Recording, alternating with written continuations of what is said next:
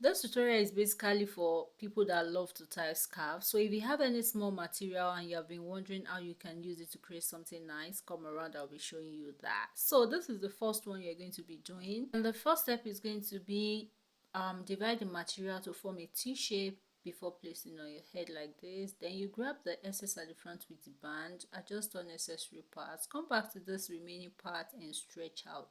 Stretch it aside and we have this. Now adjust the necessary part again, and this is the back. Finally, I'm going to be having something like this. So that is the first style. Hope you love this. So if you love it, try and recreate. We're going to go for the second style now, and it's going to be from the back, direct SS to the front, dip this little one in while you grab the two edges at the side to knot it at the center like this. After knotting up, we are going to secure the SS down like this. See that?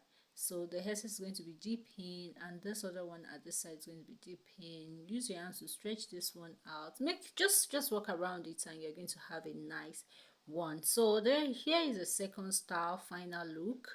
Do you see that? So, and this is the third one without wasting time. You can see how small the material is. So I'm going to knot it at the back like this, one and two times in short, and direct SS to the back like this, and you just roll a bit up round your hair, then you knot the other angle twice as well and adjust unnecessary parts. Once that is done, you are good to go for second style. But I'm going to beautify it at the front with a brooch, so wait for that and see how the final look is like. So here is the final look, guys, and those are the three styles I want to share with you today. If you want me to draw more, let me know in the comments. Share to someone you feel might need this and give it thumbs up. Do not forget to follow for more, and I'll see you soon. Take care and thanks for watching.